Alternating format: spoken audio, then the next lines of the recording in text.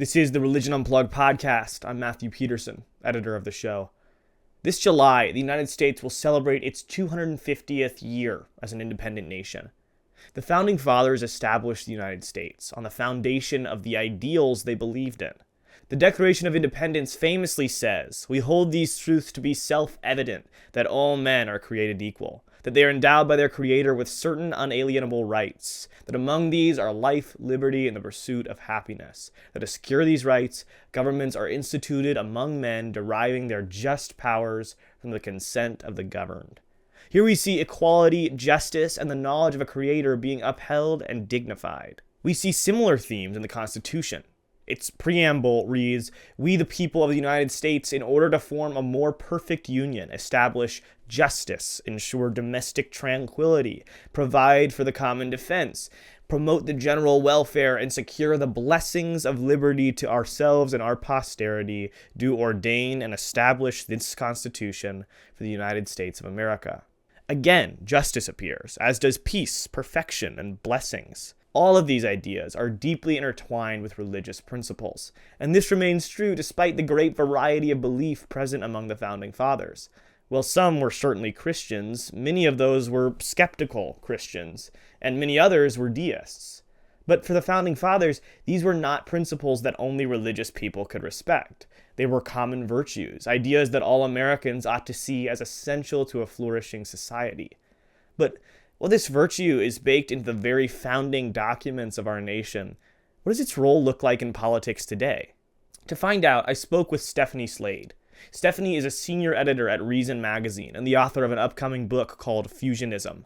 In her book, Slade argues that the pursuit of virtue and liberty ought to be at the center of American policymaking. She argues that there was a time when the Conservative Party, in particular, exhibited this balance well, but that today, politicians who openly fight for legislation that upholds both virtue and liberty are largely absent from the most powerful rooms on American soil. Here's Stephanie. Stephanie Slade, thanks so much for being on the show. Really appreciate you giving your time to us. Excited to talk to you.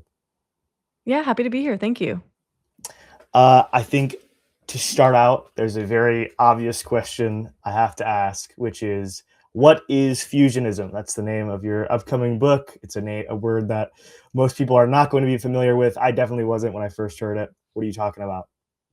Sure, yes. So in a political context, obviously there are many things that that word could be referring to outside of politics. It could be like fusion cuisine, I get a lot, or fusion like energy or something. In the political context and in America, that word has come to be associated with the philosophy underpinning the conservative movement here in this country, up until recently, I would say, from at least about the post-World War II years up until maybe 10 years ago. This philosophy was what most people in America who identified as conservatives kind of had in mind.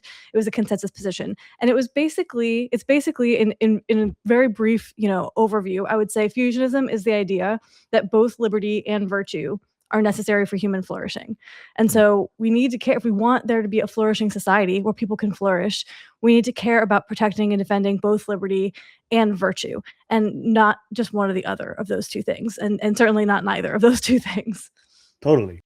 And when you talk about virtue, is that form of virtue inherently religious, or could it be from a myriad of places?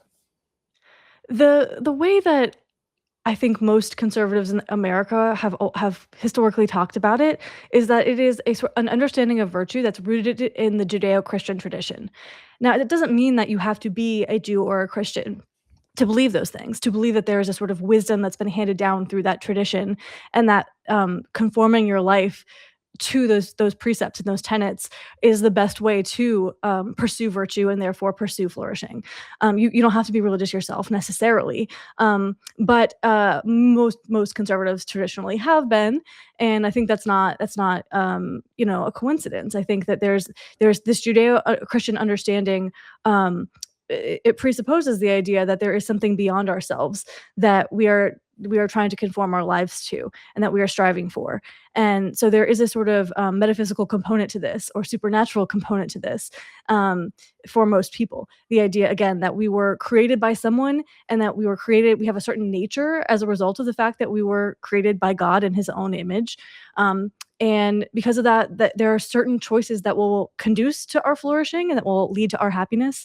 And there are other choices and other ways of living that are likely to lead us to be alienated and miserable, And so that's sort of what Judeo-Christian virtue, or virtue as if we're talking about it here, is all about. I once heard it described as the science of happiness, actually, which is not how most people think of morality, right? People Yeah. often think of morality as like these strictures that prevent us from being able to do the things that would bring us pleasure or make us happy. But in terms of long-term flourishing, actually conforming your life to these higher things is, we would say, a fusionist would say, the route to true enduring, happiness and fulfillment.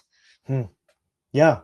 And I mean, you talked about how uh, this fusionist idea that virtue and liberty are inherent to, what makes, I mean, they're at the very heart of what the conservative movement is not a new idea. That was true for a long time. Can you talk about the progression, though, when it kind of fell off, when it was at its peak, why it got to its peak and why it fell off?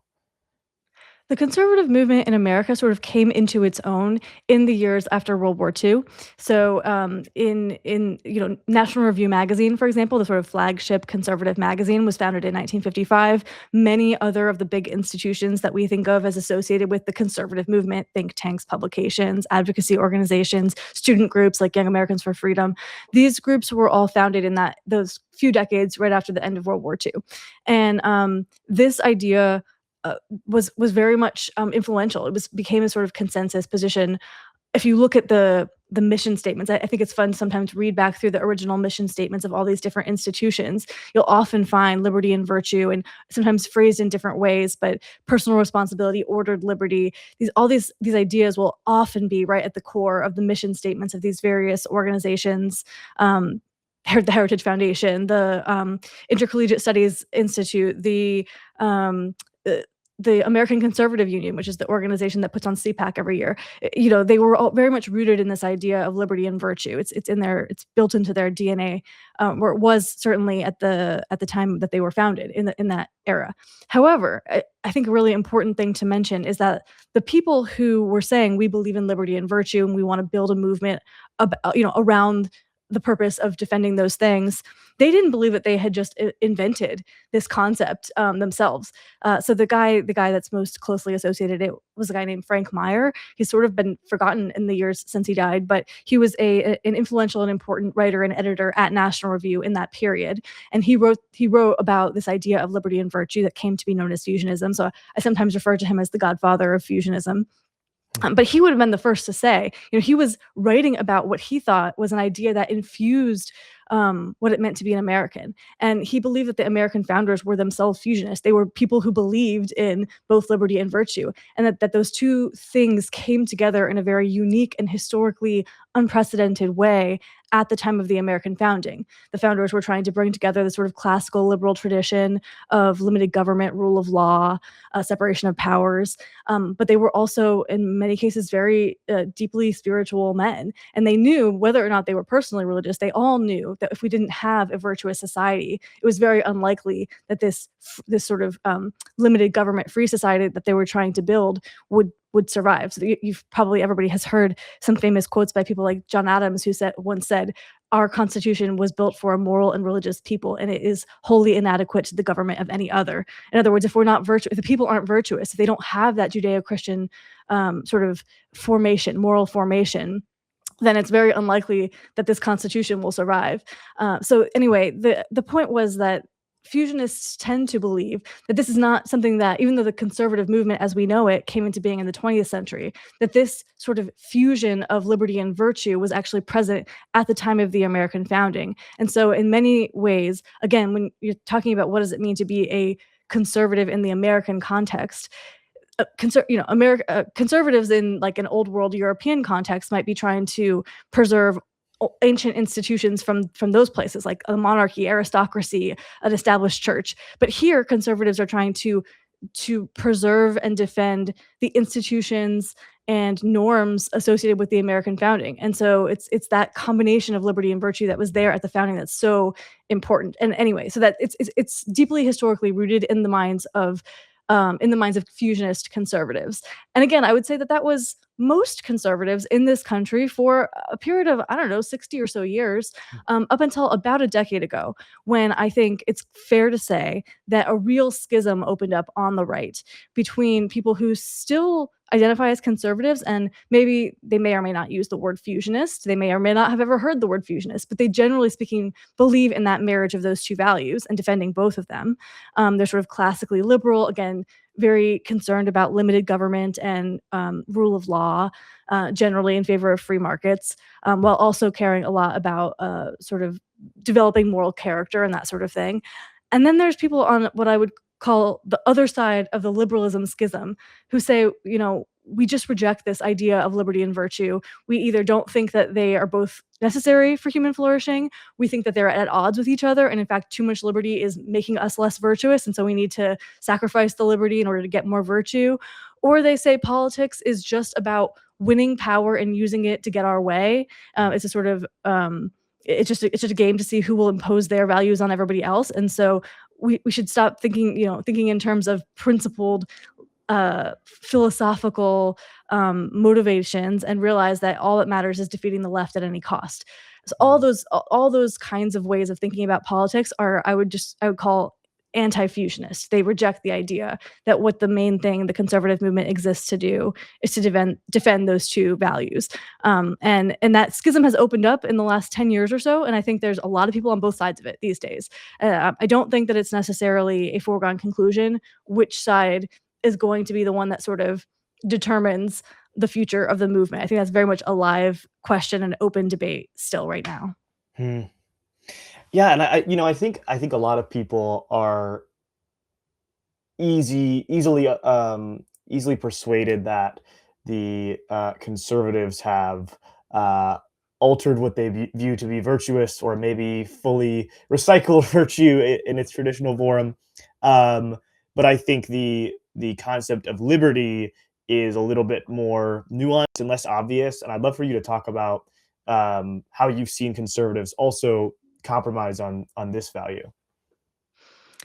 Yeah, I think we've seen a lot of, again, if you think of the sort of desire to construct a society that protects individual liberty as associated with the idea of the classical liberal tradition, this was limited government, separation of powers, enumerated powers. It was, individual rights that are protected, and that you can't just say if 50% of the country votes to take away your rights, then the government can take away your rights. That's not how that's the whole Bill of Rights says, it doesn't matter if 50% of people vote to say that you don't have the right to free speech or the right to a jury trial or something, you have those rights. This classically liberal, rule of law oriented political tradition, which exists to protect individual liberty, I think, and it is also very much tends to be associated with support for free markets and free trade, and the idea that we become more prosperous, and if people are free to trade with each other and enter into business arrangements that they believe are in their own best interests. This whole sort of classically liberal, not liberal in the sense that we tend to use the word today, political tradition was very influential in the conservative movement. That's one of those things that makes America, the U.S. so interesting, is that here the conservatives were also liberals in this old-fashioned, old classical sense of the word. If anything, the conservative, quote unquote, more conservative party, the Republican Party, has been the free trade, free market party for the last 60 or so years, at least. All of that has been sort of at the very least open to debate, right? We no longer see a consensus among the Republicans, among conservatives, that free trade is a good thing. There's a lot of anti-globalist, people who say, no, that globalization was a mistake. Opening up our markets to other countries was a mistake. Competing with labor in the developing world is a mistake because they're, of course, much poorer, and they can therefore work for less than our workers can. And that will hurt our workers. There are a lot of people who say the idea of letting the market run its course was a mistake, and instead we need to have a government that sort of is actively involved in promoting the particular industries and businesses and again, in supporting and promoting and propping up our workers and our industry and our businesses, as opposed to as they're competing with global competition. So that would be like through subsidies, through industrial policy, through regulatory carve-outs to help certain industries get ahead, get a leg up.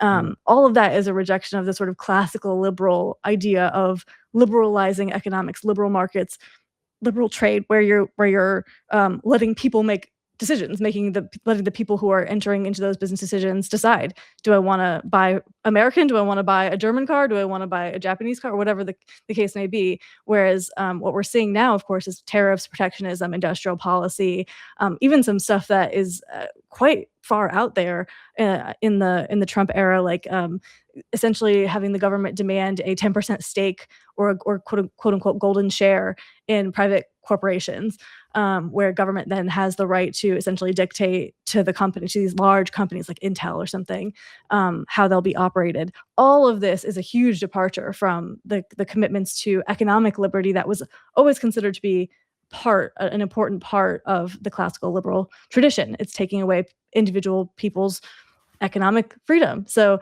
that's an example. And there's, I think, many other examples that we've seen. These examples can become more controversial depending on where you come down. But I think we've seen a lot of violations of basic due process in the last year or two, coming out of the Republican Party and being defended by people who are, call themselves conservatives. And again, if the classical liberal tradition with its really intense commitment to rule of law is how we are thinking about what it means to defend liberty, if liberty is one of those two non-negotiable pillars that a good society rests on, then allowing our commitment to rule of law, due process, to erode really puts us in danger. I certainly think the founders would have agreed that this opens the door to the potential for tyranny and government abuse of power. Yeah, I think the question that keeps coming to my mind is if liberty and virtue have been at the core of what makes conservatives for so long, and now it's gone, what have we replaced it with? What's reigning now, and what's pulling the strings behind the conservative movement? What's at the center? What are those pillars now? Yeah, there's a lot of things going on. I mean, part of it, I think it's accurate to say, part of it is a cult of personality that has developed around our current president. I think that in my book, I actually I call it the dissident right. The dissident right are those who dissent from the fusionist consensus of the last century. So there's a lot of different people, a lot of different factions, several different factions that make up the dissident right, and there's different things going on there. Again, some of them are saying, I believe so much in virtue that I believe the commitment to individual liberty was getting in the way of us being a virtuous society. So, the Supreme Court says we're not going to allow there to be bans on pornography under the First Amendment. They would say that is liberty taken too far, and it is actually making it impossible for us to be virtuous people and to have a virtuous society. And so we want to get rid of, or in some sense, at least shrink the liberty that people have in order to help them be more virtuous. That would be a sort of a more traditionalist, Christian or Judeo-Christian way of challenging fusionism. They would just say, we agree with you that virtue is important. We think liberty is getting in the way, and so we need less liberty. And they wouldn't actually say it that way. That's how, but that's I think a fair sort of, if we're thinking of this framework, that's a way of describing what we're saying when people say the libertarianism has gotten out of control. People are too free, and it's making it impossible to live virtuous lives. So we want less individual liberty. We want more. We want a stronger government that can put up guardrails and help nudge people, or even require people, punish them if they do things that are bad for their pursuit of virtue, that are contrary to virtue. Okay, so that's one kind of person who might be against fusionism. There are other people, though, who would say something totally different. I was kind of alluding to this earlier. They would say, essentially, they might not say it this way, but what they're basically arguing is that both liberty and virtue are beside the point. All that matters in politics is who has power, and you Mhm. want to make sure that your side has power so that you can use it to destroy your enemies and reward your friends. And using this power of the state to reward friends and punish enemies is something that we've explicitly been hearing from people on this dissident right in the last few years. And so they just say, look, the left hates us. They hate everything we stand for, and they're happy to use the power of the state to impose their values on us. And if we do not, set aside this whole fusionist philosophy, this philosophizing, these abstract principles that you think are so important, if we don't set those aside, you're essentially we're just laying down our weapons and saying we're going to let them destroy us. Instead, we need to pick up the weapons, the state power, and be willing to use it to defeat our enemies and destroy Mm. them before they destroy us. That's the kind of argument. And I think there's a lot of people in recent years who have felt like there's something to that because they feel like it is the case that the left hates me and what I stand for and what I believe in. And it is the case that the left is willing to use the power of the state to impose its values on me. And so, how can I just sit back and accept quote unquote classical liberalism and not be willing to use the power of the state to try to advance the things I believe in when everybody else is going to do that, when my enemies are doing that in to me. So I think that's a really strong and powerful current. That's a part of what's going on here. Hmm. Yeah, yeah, I think that makes a lot of sense. I've also been, curious about your thoughts on if the MAGA crowd is clear in their actions that virtue is not a major pursuit of what they're trying to bring about in the world. Why does this cultural Christianity, this kind of uh, guise, this Christian language, biblical language, why is it still such a major part of so much of what they do and say? Like, I think today we are, as we're recording this, the internet is blowing up because Trump posted a picture of himself as AI Jesus, and it's not exactly hitting the mark with most Christians. I think if anything, he's getting a lot of fire for it. But it seems still like an attempt to kind of put himself in this category of someone who has virtue. If it's clear that they don't have virtue, um, why are they still trying to force it and still trying to appear like they do?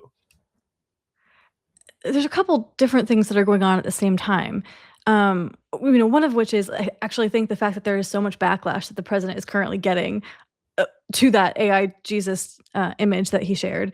Um, it suggests that actually there are a lot of people who really do believe in their Christian. They do have deeply held Christian beliefs, and they do believe that there are things that are outside the bounds. It's not just about acquiring power and wielding it against our enemies at all costs. Like there are things that will make them stand up and say, like, no, this is not okay. There are a lot of people who are saying that right now on Twitter. So there are lines. There are people, out there who have those beliefs. I think a lot of it, maybe up until now, is that for a lot of people, they're not necessarily sitting around deeply studying uh, various philosophical traditions and realizing the way up until now, up until recently, realizing the ways in which Trump and the things that the sort of MAGA movement stands for are in many ways deeply at odds with their own deeply held beliefs. What they see was again, the left hates me and wants to destroy me or wants to impose its way of life on me. And Trump is going to defend me against them. And it's understandable that they would maybe that would be enough for a lot of people for a long while, up until he really does something that really crosses the line. Um, so I think that's part of it. It's just people not thinking deeply about because they're not philosophers. They have lives to live. They have families to raise, and they're not sitting around thinking about philosophy, and they're not necessarily carefully looking at everything Trump does and says and weighing it against their philosophical beliefs. Again, they just saw this guy's on my side. It seems like he's got my back, and that's in politics is often enough, right? There's this famous thing about Mm, how like many people will in fact vote for whichever candidate they would rather have a beer with. Like mm, that's they just want somebody that they feel like I like this person. This person likes me. He's not going to be my enemy. So Trump cleared that bar for a lot of people. and I think that that's kind of understandable, even if I don't, come down where they come down on that. Another thing that's part of this, I think, is that although we've talked a lot, conservatives have talked a lot about virtue for many decades. I think there is been sort of a failure of moral formation over time, and so there are a lot of people who are vaguely conservative and who just and young people in particular, we're just not doing a good job of forming consciences, and actually, one of the takeaways of my book actually was that we talk about virtue, but in fact, we don't do a lot. The conservative movement has really focused a lot of attention on winning elections and putting Mm, out good policy, like good economic policy that they believe will make the country more prosperous. This is very important.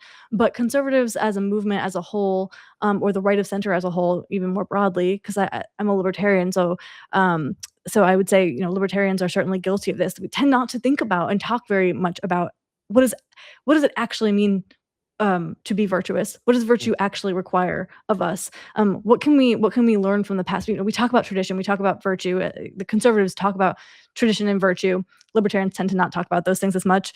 But either way, are we actually imbuing the next generation? Are we actually helping them cultivate those virtues? Are we teaching them what it really means to live a flourishing life? I think we've kind of done mm, societally, we've done a poor job in in recent in recent years and recent decades of doing that. And I think young people are extremely hungry for help understanding what does a good life look like and how do I pursue it?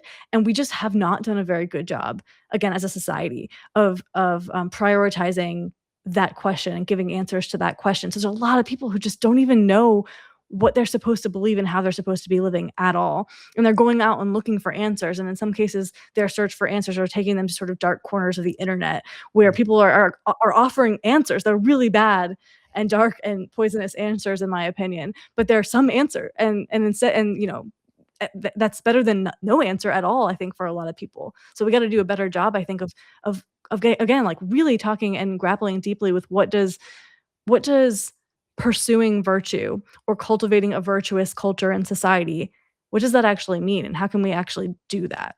mm. Yeah, no, I saw in my research that you have written about the groypers, so I know you are familiar with these dark corners of the internet where people are going.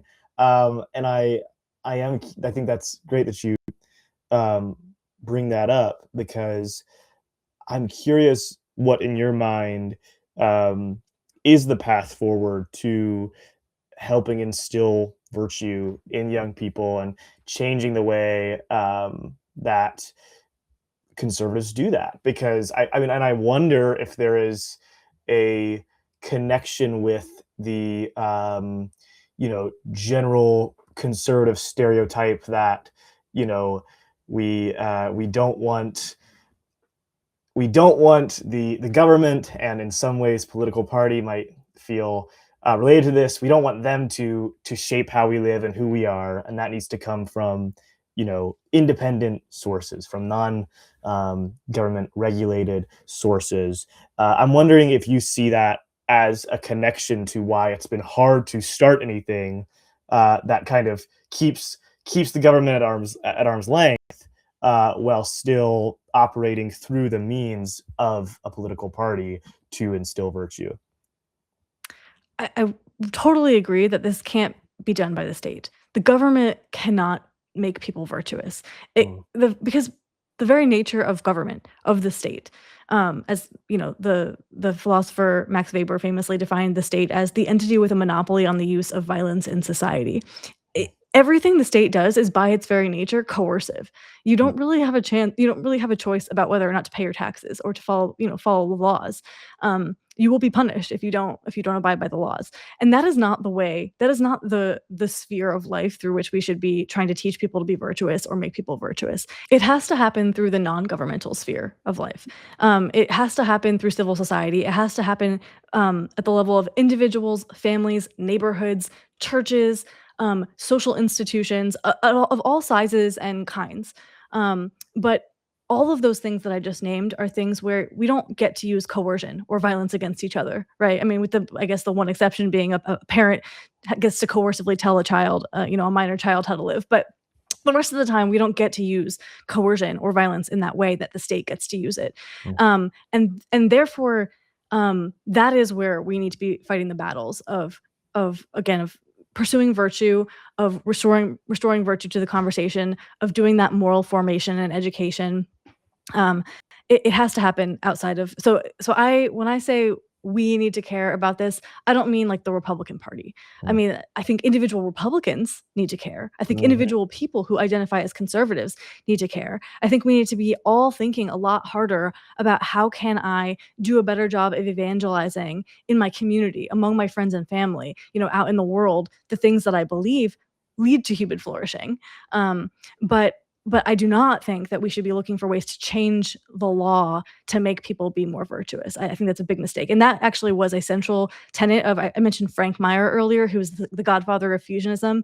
I mean, he was very much committed to a minimal state that protects people's rights. Essentially, the state's job is to protect our liberty. And that's what you do in the governmental sphere. But the vast non-governmental sphere, everything else outside of what government does, which should be most of our lives, that's where we pursue virtue. And so he wanted to keep those two spheres conceptually distinct. I think that's very helpful to keep those distinct. In the governmental sphere, we protect liberty, we keep people safe, and secure from rights violations. That's the government's job, is to do that and do it well. In the vast space outside of the government, we pursue virtue, and we have to do that. We're all going to have our own roles that we're going to play in how we do that, but it's done in the non-governmental sphere, which is to say it's done through voluntary means, through persuasion, through conversion, right? Through trying to bring about I really do deeply think that a sort of religious reawakening is going to be a necessary component of, if this is going to be successful, that's going to be a part of it. And I think there's at least some early signs that we are seeing that. Like, again, young people are really hungry for answers. Religion is historically where they would have turned to get those answers. So I think there's reason to be optimistic that people are going to be interested in finding their way back to those deep sources of wisdom through the Judeo-Christian tradition in a way that in the last few decades or so we've kind of drifted away from. So that's my optimistic case. Yeah, no, I think that makes sense. In other words, you're not relying on politics to shape culture, but sort of the opposite, having culture shape politics. Yes. Yeah, that makes sense. You touched on this a little bit earlier, but I wanted to ask it a little bit more clearly.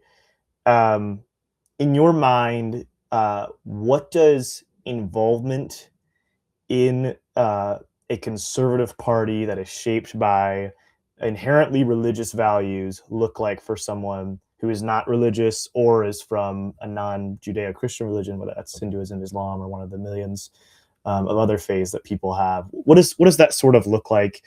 Is there room for them? And I'm sure the answer is yes, but what does that room look like?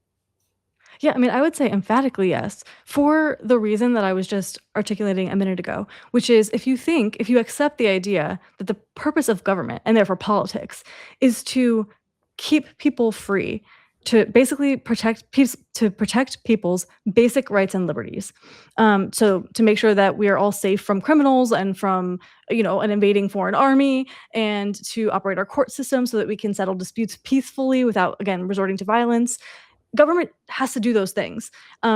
If we say that that's government's job, and it's not government's job to decide how should I be living my life?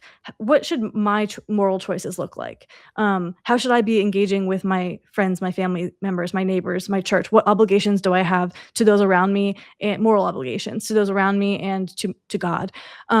If we say it's not government's job to answer those questions for us, we have to answer those ourselves, not necessarily as individuals floating alone in the universe, in community, in partnership, right? As members of communities and members of institutions of various kinds, but not being sort of forced upon us from the top down by the state. If you start with that premise, and again, that was a really influential idea among conservatives for a long time, then it's very easy for people who have different religious views, who have maybe totally different conceptions of what virtue requires, in fact, to nonetheless be a member of the same political party pushing for the good public policies that are going to do that first thing of protecting basic rights and liberties. Because we can kind of all have a shared sense of what that looks like. Uh, that shared sense may be breaking down now, but I think that for a long time we have had a fairly strong, clear sense of what it basically means to protect basic rights and liberties. Good public policy that promotes economic flourishing, that promotes material abundance, prosperity for the country. That's something that you don't have to agree on religion in order to say, okay, this is a good policy, this is a bad policy, this is a policy that's going to be counterproductive versus this is a policy that's going to allow more people to be lifted out of poverty, whatever. Those things you can sort of answer those questions and agree on those things and work together and vote for the same candidate, even if you come from different religious backgrounds and you make different choices in your personal lives about what you think pursuing flourishing and pursuing virtue looks like. So keeping those two, again, the governmental and non-governmental functions distinct in your mind, I think really helps to solve this problem. But a major problem in our politics, I think, recently is that we've lost sight of that distinction, and we want politics to do it all. We want politics to answer all of our questions for us, to tell us how to live. And if you're therefore not on the same page on everything, on even the most basic questions about how, so the sort of most fundamental sort of spiritual questions, then you can't be a member of the same party or something. This is the whole idea of getting government, separation of church and state, of not empowering government to make those decisions for us, was to allow the space for us to individually pursue what's right for us without that interfering with our ability to have basic rights protected by the government. So that's the ideal. I think it's a good ideal. It's the ideal of the American founding. It was a really good one. It's lasted us now 250 years, and I think it would be a huge mistake to abandon it now. Very well said. Stephanie, I think that's what we have time for. So I thank you so much again for being on the show and really enjoyed the conversation. You can find Stephanie's book at the link in description. It will be out later this fall. Is it available for pre-order yet, or is it okay? It's available for pre-order now. Pre-order that book. All right. Stephanie, thanks again so much. Have a great rest of your day. Thank you for having me. This was really